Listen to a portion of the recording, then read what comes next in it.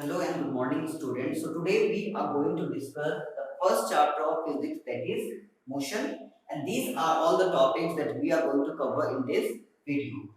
So let's start with motion. So what is motion? Motion is nothing but change in position, which can be expressed in terms of distance or displacement. Let's take an example. Suppose this is our reference point, and this marker is changing its position with respect to this reference point. So this marker is actually in motion. So I think it's clear what is motion. So I repeat, motion is change in position of a body which can be expressed in terms of distance and displacement. Next, uniform and non-uniform motion. I think you are very familiar with this word uniform. Your school dress is also called as uniform because it is same for all the students. So what does uniform mean? Same. Now what is uniform motion? So let's take an example first. Suppose we are we are traveling by a car, and the car covers a distance of say 50 kilometers in the first hour, right? Again in the second hour, it covers a distance of 50 kilometers. Same in the third hour, it covers a distance of 50 kilometers. So what we see that a body is covering equal distance, that is 50 kilometers, and in equal interval of time. If the time interval is 1 hour, it can be 1 minute or 1 second, no problem. So this body or this car is in uniform motion because it is covering equal distance in equal interval of time. Now non-uniform motion. Now let's take another example. Suppose in the first hour the body covers a distance of 50 kilometers. In the second hour it covers a distance of 30 kilometers. In the third hour it covers a distance of 70 kilometers. So clearly after each interval the distance travel is not uniform, right? So we can say that this body is in uniform, non-uniform motion because the body is covering unequal distance.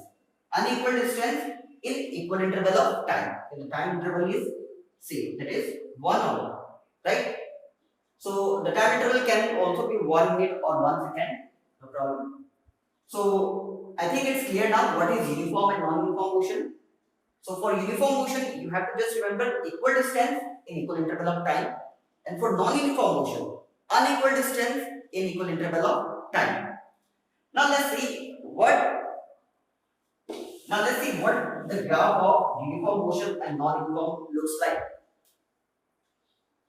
So let's show the graph. So let's take time on x-axis and distance on y-axis. So always remember the graph of uniform motion is always a straight line. And this we will discuss is later on why the graph is a straight line. And for non-uniform motion, always remember the graph is curve. It is a curve. Okay. So I think it's clear now what is motion, what is uniform motion, what is non-uniform motion, how does the graph of uniform motion and non-uniform motion looks like. Okay. Now let's move to our next topic, that is speed. Okay. So what is speed? So let's take another example. Suppose we are traveling in a car and the car is in uniform motion. So if the car covers a distance of, let's say the car covers a distance of 45 kilometers in 1 hour. So the speed of the car will be 45 kilometers per hour. That means it is traveling 45 kilometers in 1 hour, right? So the time interval can also be 1 second, no problem. So let's say that if in 1 second if a car covers a distance of suppose 3 meters. So here the speed will be 3 meter per second. Means the car is covering a distance of 3 meter in 1 second. So what will be the definition of speed? The speed of a body is defined as the distance traveled by it per unit time. Means the distance traveled by the body in a unit time. So in physics, we represent speed by small v. Time is represented by t, and distance travel is represented by s. So what will be the formula for speed?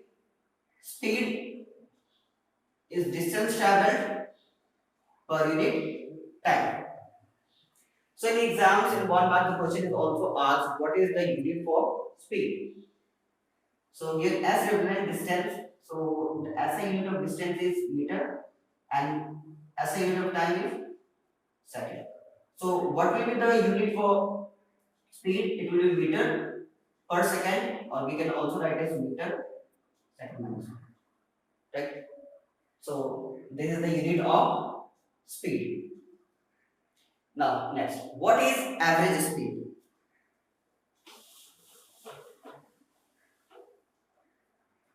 Suppose we are traveling by a car.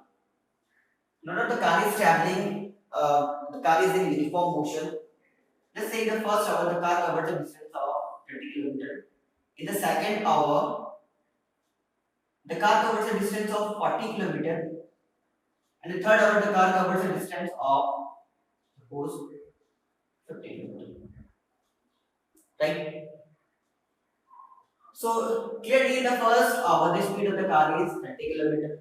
In the second hour the speed of the car is 40 kilometers per hour. And in the third hour the speed of the car is 50 kilometers per hour. So how do we calculate the average speed? So the formula for average speed is, it is actually a ratio of total distance traveled. Total distance traveled by the body upon total time. Is that clear? So average speed is total distance divided by total time. So here we can easily calculate the total distance traveled by the body, and how much will be the time? The time will be 3 hours. So easily we can calculate the average speed. Now let's move to the next topic. So our next topic is scalar and vector quantity. So now what is scalar and vector quantity? So scalar quantity is those physical quantity which have just they just have magnitude are called as scalar quantity, and vector quantity are those quantity which have both magnitude as well as direction. Now we will take example and then it will be clear what is scalar and vector quantity. So I repeat, those physical quantities which have magnitude, only magnitude, are called as scalar quantity, and those physical quantities which have both magnitude as well as direction are called as vector quantity. Now what is physical quantity? Those quantities which we can measure are called as physical quantities, like weight, distance. We can measure them, so they are physical quantity. And some quantities like and those quantities which we can't measure, right? Like we can't measure emotion, so those are not termed as physical quantity. So scalar quantity.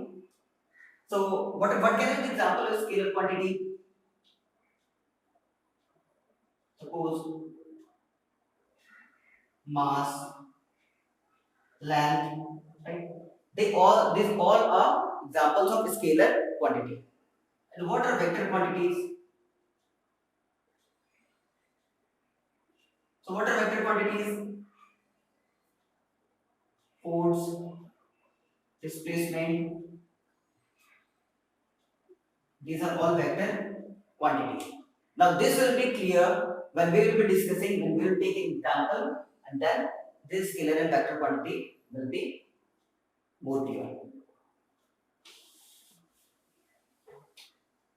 Now let's move to the next topic, that is distance and displacement. So what is distance and displacement? So for that also let's take an example. Let's take a rectangular. This is suppose let's say rectangular field. Okay. So the length of its boundary is suppose 10 meter. Its width is 5 meter, 10 meter, and 5 meter. So now distance. Let's take an example. Suppose a person moves from position A and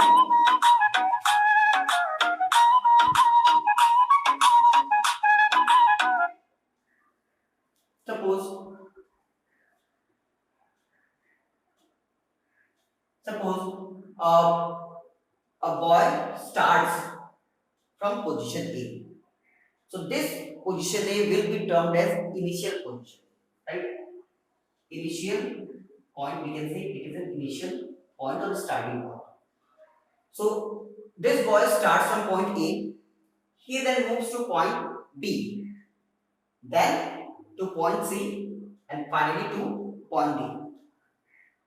So this D will be termed as final position of the boy, right? A is his initial position and D is his final position.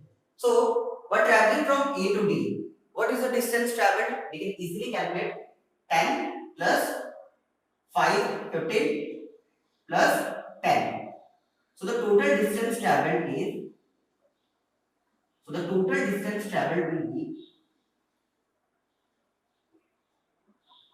25 meter. So, now we can tell what is the definition of distance. Distance is the actual length of the path covered. Is it clear? Actual length of the path, like 10 plus 5, 15 plus 10, 25. So this is the actual length of the path covered. That is termed as distance. Now, displacement. What is displacement? So displacement is actually the shortest distance. The shortest distance between the initial position and the final position. Is that clear?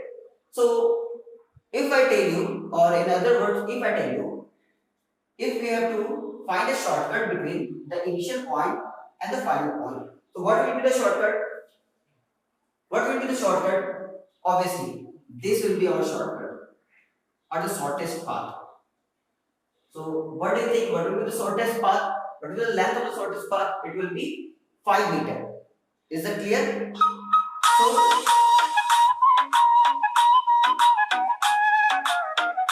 the distance is equal to 5 meter.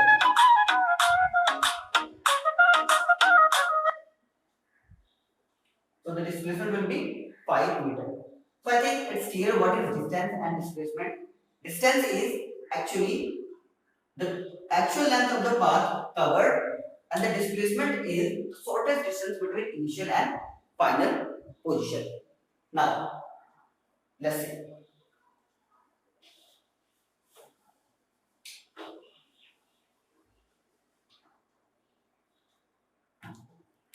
Now,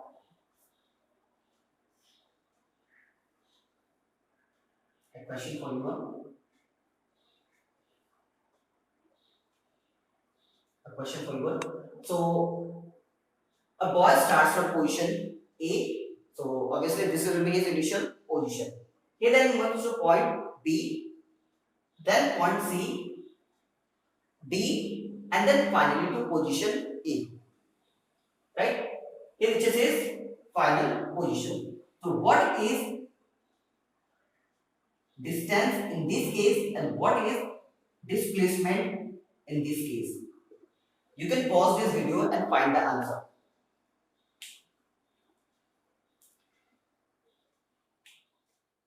So, what was the